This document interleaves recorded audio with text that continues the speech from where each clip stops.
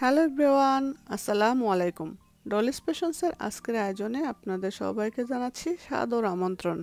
আজকের পর্বে আপনাদের সাথে শেয়ার করব বেশি পরিমাণে ছানার রসগোল্লা তৈরির সহজ রেসিপি। আশা করি আজকের রেসিপিটা আপনাদের কাছে ভালো লাগবে। রসগোল্লা তো আমরা অনেকেই তৈরি করে দেখাই, কিন্তু বেশি পরিমাণে রসগোল্লা বানাতে হলে আপনাদেরকে অনেক সাবধানতা অবলম্বন করতে হবে। আর এটার অনেক উপকারিতাও আছে। আপনারা চাইলে ঘরের মানুষকেও খুশি করতে পারবেন। আপনারা চাইলে এইভাবে রসগোল্লা বেশি পরিমাণে বানিয়ে বিক্রিও করতে পারবেন, কিংবা আত্মীয় পরিজনের বাসায় বেড়াতে গেলে সেখানেও নিয়ে যেতে পারবেন এবং পরিবারের সবাইকেও খুশি করতে পারবেন। তো চলুন চলে যাই রেসিপিতে। তো কথা বলতে বলতে আমি কিন্তু ছানা কাটার পদ্ধতি শুরু করে দিয়েছি অলরেডি। আমি এখানে নিয়ে নিয়েছিলাম 4.5 লিটারের মতো দুধ। আমাদের এখানে কুইবন কোম্পানির যে মিল্কের প্যাকেটগুলো পাওয়া যায়, সেখানে একটা বড় প্যাকেটের ভিতরে 3টা ছোট ছোট প্যাকেট থাকে। তো সবগুলো প্যাকেটে আমি এখানে কেটে চুলাতে জাল করে নিয়েছি, এবং দুধগুলো যখন বলক এসে পড়েছে সেই পর্যায়ে আমি এখানে হাফ কাপ পানি এবং হাফ কাপ ভিনেগার দিয়ে তারপরে এই বলক আসা দুধের মধ্যে ঢেলে দিয়েছি। আর যখন দুধটা মধ্যে আপনারা ভিনেগারটা দিবেন, তখন কিন্তু খুব আস্তে আস্তে আমার মতো করে আলতো আলতো করে নাড়তে হবে। বেশি পরিমাণে ঘন ঘন নাড়তে গেলে কিন্তু ছানাগুলো ভেঙে ভেঙে গুঁড়ো গুঁড়ো হয়ে যাবে, আর ছানার পরিমাণও কম হবে। এটা কিন্তু সব সময় মাথায় রাখতে হবে। ছানার পরিমাণ যদি বেশি পেতে চান, তাহলে যখন ভিনেগারটা অ্যাড করবেন ছানাগুলোকে দলা পাকানোর সময় দিতে হবে। আর যদি দলা পাকানোর আগে আপনারা ঘন ঘন নাড়তে থাকেন, তাহলে কিন্তু সেগুলো একদম গুঁড়া গুঁড়া হয়ে ভেঙে পানির সাথে মিলিয়ে যাবে। তো এটা কিন্তু একটা খুব মানে ইম্পর্টেন্ট একটা দিক। এটা মাথায় রেখে তারপর আপনারা ছানাটা কাটবেন। আর আমি একটা নরম কাপড় দিয়ে ছানাগুলোকে ছেঁকে নিয়েছি, এবং সেই সাথে আমি যে ট্যাপের কল আছে, কলের নিচে আস্তে আস্তে করে চামচ দিয়ে নেড়ে নেড়ে ছানাগুলোকে ভালোভাবে পরিষ্কার করে ধুয়ে নিয়েছি। আর অপর পাশে আমি একটা চুলাতে কিছু পরিমাণে মতো পানি দিয়ে দিয়েছি। দিয়ে এখানে প্রায় 4 কাপের মতো চিনি দিয়ে দিয়েছিলাম। দিয়ে তারপর আমি এখানে কয়েকটা এলাচ দিয়ে রসগোল্লা শিরা তৈরি করার জন্য জাল দিয়ে দিচ্ছি। আমি যেহেতু 4.5 লিটার দুধের মতো ছানা তৈরি করেছি, তো আমি এখানে 4.5 লিটার দুধের জন্য 3 টেবিল চামচ ময়দা, 3 টেবিল চামচ চিনি এবং প্রায় 2 চামচের মতো বাটার হবে, কিংবা ঘি আপনারা গলিয়ে নিতে পারেন। আর আমি এখানে তাড়াতাড়ি করার জন্য এমনিতে নিয়ে নিয়েছি। যখন আমি হাত দিয়ে ছানাগুলোকে ম্যাশ করব, তখন এমনিতেই সেগুলো গলে যাবে। আর এটা আমি মানে আইডিয়া করে নিয়েছি। আপনারা এখানে প্রায় 2 চামচের মতো ঘি নেবেন, কিংবা বাটার নিয়ে নেবেন গলিয়ে নিলে আন্দাজটা করতে একটু সুবিধা হয়। আমি যেহেতু সব সময় বানাই, আমার একটা পরিমাণ মানে আইডিয়া হয়ে গিয়েছে, এজন্য আমি এইভাবে নিয়েছি। তো যাই হোক, আর বেশি পরিমাণে যখন আপনারা মিষ্টি তৈরি করবেন, তখন আপনারা একটা বড় ওপেন সারফেসে ছানাগুলোকে মানে মাখানোর চেষ্টা করবেন। এই যে দেখতে পাচ্ছেন আমার কি পরিমাণে ছানা হয়েছে, মাত্র 3 প্যাকেট দুধে অনেকগুলো ছানা হয়েছে। তো এই এতগুলো ছানা মাখানোর জন্য কিন্তু একটা বড় স্পেস দরকার। তো এখানে আমি কাউন্টার টপের উপরে ঢেলে নিয়েছি সবগুলো ছানা। তারপর আস্তে আস্তে করে আমি অনেক সুন্দর করে মাখিয়ে নিচ্ছি, ভালো করে প্রেস করে করে। কারণ যখন আপনারা রসগোল্লাটা তৈরি করবেন, রসগোল্লাটা সফট এবং স্পঞ্জি হওয়ার জন্য কিন্তু ছানাটা মাখানোর উপরেই নির্ভর করে।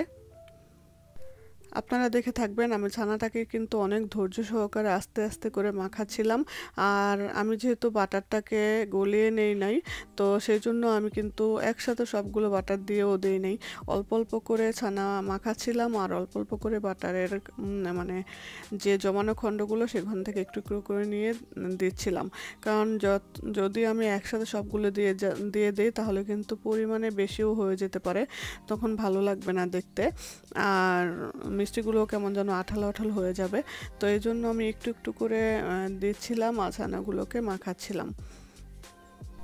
আর আমি কিন্তু প্রথমেই সবগুলো ইনগ্রেডিয়েন্টস মিলাই নিইনি। প্রথমে আমি ছানাগুলোকে ভালো করে মেখে নিয়েছি, দলাগুলোকে ভেঙে ভালো করে মাখিয়ে নিয়ে তারপর একটু একটু করে আমি সবগুলো উপাদান মিলিয়ে নিয়েছি। যখন ছানাটা একটু নরম হয়ে এসেছে এবং দলাগুলো ভেঙে নিয়েছি, তখন এই যে দেখতে পাচ্ছেন একটু একটু করে আমি সবগুলো উপকরণ আস্তে আস্তে করে মিলিয়ে নিচ্ছি। আর বাটারের টুকরোগুলোকে হাত দিয়ে একটু প্রেস করলেই তো গলে যায়। এখানে হাতের চাপে আস্তে আস্তে করে মাখাতে মাখাতে সবগুলো বাটারই গলে যাবে, আর ছানাটাও খুব নরম হয়ে আসবে। দেখতে পাচ্ছেন বেশি পরিমাণে হওয়াতে কিন্তু একটু ধৈর্য সহকারে আস্তে আস্তে সময় নিয়ে মাখাতে হয়। আর ছানাটা মাখাতে মাখাতে যখন দেখবেন যে আপনার হাত থেকে ছানাগুলো আলগা হয়ে গিয়েছে এবং হাতের মধ্যে তেল ভেসে উঠেছে বা হাতে তেল লেগে লেগে আছে, ছানাটা অলরেডি মানে হাত থেকে আলগা হয়ে যায়, সেই পর্যায়ে বুঝতে পারবেন যে আপনার মাখানো হয়ে গিয়েছে ছানার ডোটা। তো আমার ছানার ডোটা তৈরি হয়ে গিয়েছে। এখন আমি এই এতগুলো ছানাকে আমি 2 ভাগ করে নিব, কারণ একসাথে এতগুলো ছানা আমি মানে কাটতে পারবো না, যে কিভাবে অনেকগুলো মানে বল বল সমান সাইজের যে বল বানাবো, রসগোল্লা বানাবো, সেগুলো করতে পারবো না। এই জন্য আমি ছানাগুলোকে 2 ভাগ করে নিয়েছি। সেই 2 ভাগ থেকেও আমি আবার আরও 1 ভাগকে আরও 2 ভাগ করে তারপরে লম্বা একটা বেসের মতো বানিয়ে নিয়েছি। এই তো আলাদা করার পর আমি আরও একটু ভালোভাবে ফর শিওর হওয়ার জন্য, ছানাগুলোকে আরও বেশি নরম করার জন্য আমি আলাদা যে 2 ভাগে 2টা বল বানিয়েছি, সেই 2টা থেকেও আমি আবারও মাখিয়ে নিচ্ছি। মাখাতে মাখাতে যখন দেখব যে আরও নরম হয়ে এসেছে একদম ছানাটা, তখন দেখবেন যে আমি কিভাবে ছানাগুলোকে রসগোল্লার সাইজ করি। যেইভাবে হাত দিয়ে ভালো করে ম্যাশ করে নিতে হবে। আর যখন দেখবেন যে একদম সফট হয়ে গিয়েছে, আপনারা এটা আসলে যখন বানাবেন তখনই বুঝতে পারবেন যে এটার মানে কনসিস্টেন্সিটা কেমন হয়।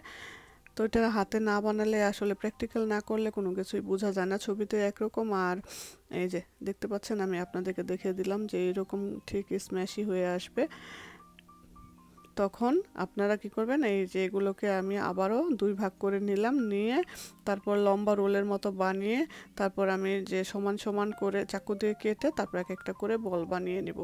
এইভাবে কিন্তু ধৈর্য নিয়ে বেশি পরিমাণে মিষ্টি তৈরি করার জন্য, মানে বেশি পরিমাণে রসগোল্লা তৈরি করার জন্য আপনারা এইভাবে 2টা বড় বড় রোল তৈরি করে তারপরে যে আমার মতো সমান সমান করে চাকু দিয়ে কেটে নিতে পারেন, কিংবা অনেকে দেখি চামচ দিয়ে একটা আইডিয়া করে তারপর রসগোল্লার সাইজগুলো নির্ধারণ করে। আমি চাকু দিয়ে কেটে কেটে নিয়েছি বড় 2টা রোলগুলো কেটে। তো এগুলোকে কেটে আমি যখন সেদ্ধ করব, সেদ্ধ করার সময় আরও একটা বিষয় আপনাদেরকে লক্ষ্য রাখতে হবে। যখন পানির শিরাটা একটু ঘন হয়ে আসবে, নর্মালি আপনারা যেভাবে রসগোল্লা তৈরি করেন ঠিক একই পদ্ধতিতেই কিন্তু এই রসগোল্লাকে যখন বানাবেন তখন কিন্তু আপনারা ভেতরে যখন বলক আসবে, রসগোল্লার সাইজগুলো যখন একটু বড় হয়ে আসবে, তখন কিন্তু মানে নাড়া যাবে না বেশি। নাড়াচাড়া করতে গেলে কিন্তু তখন রসগোল্লাগুলো ভেঙে যাওয়ার সম্ভাবনা থাকে, কারণ তখন কিন্তু এটা একদম নরম হয়ে আসবে। তো সেই পর্যায়ে আপনারা কি করবেন, কতক্ষণ পর পর পাতিলটাকে একটু ঘুরিয়ে ঘুরিয়ে নেড়ে দিতে হবে। এই তো দেখতে পাচ্ছেন আমি কিভাবে রসগোল্লাটাকে বানালাম। আর আপনারা যদি চামচ দিয়ে কিংবা ঘন ঘন রসগোল্লাগুলোকে নাড়তে থাকেন, তাহলে কিন্তু সত্যি সত্যি রসগোল্লাগুলো একদম দলা পাকিয়ে যাবে। তো এই কথাটা কিন্তু সবসময় মাথায় রাখতে হবে, যখন বেশি পরিমাণে রসগোল্লা বানাবেন তখন পাতিল কিন্তু বেশি পরিমাণে, পাতিলের ভিতরে মানে রসগোল্লাগুলোকে কিন্তু নাড়ানো যাবে না বেশি। আর রসগোল্লাকে উল্টে পাল্টে দেওয়ার জন্য আপনাদের কোনো কিছুই প্রয়োজন নেই, কারণ যখন পানিগুলো বলক আসবে অটোমেটিক একটার উপর আরেকটা উঠে এসে রসগোল্লা প্রত্যেকটাই সিদ্ধ হয়ে যাবে।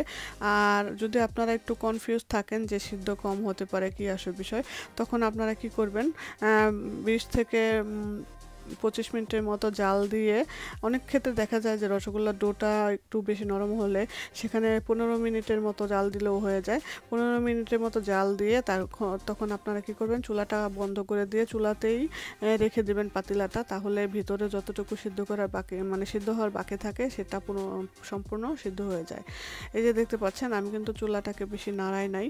এই যে দেখেন সাইজটা কত বড় হয়ে উঠে এসেছে। তারপরে এই যে আমি 3-4 ঘন্টা পর যখন ছানার পানিটা ঠান্ডা হয়েছে, তখন আমি অন্য একটা বড় বক্সে রেখে দিয়েছি। এটা আসলে আমি ঈদ উপলক্ষে মনে হয় বানিয়েছিলাম, কিংবা হ্যাঁ ঈদ উপলক্ষে বানিয়েছিলাম, মেহমান আসবে তখন, এই জন্য আমি বেশি পরিমাণে বানিয়েছি। কারণ আমার বাসায় ছানা রসগোল্লাটা এমনিতেও সবাই খুব পছন্দ করে। তো যাই হোক ভিউয়ার্স, এই তো আমি সহজভাবে আপনাদেরকে দেখানোর চেষ্টা করেছি। দেখেন রসগোল্লাগুলো কত নরম হয়েছে আর দেখতে কত সুন্দর হয়েছে। তো এইভাবে আপনারা বানিয়ে নিতে পারেন। কেমন লাগলো আমার আজকের রেসিপিটা? যদি ভালো লেগে থাকে তাহলে অবশ্যই লাইক, কমেন্ট এবং শেয়ার করবেন। আর পরবর্তী রেসিপি পাওয়ার জন্য আমার চ্যানেলটাকে অবশ্যই সাবস্ক্রাইব করে রাখবেন। আপনাদের সাথে আবারও দেখা হবে নতুন কোনো রেসিপিতে, নতুন কোনো ভিডিওতে। সেই পর্যন্ত আপনারা পরিবারের সবাইকে নিয়ে ভালো থাকবেন আর আমার পরিবারের জন্য দোয়া করবেন। আসসালামু আলাইকুম, আল্লাহ হাফেজ।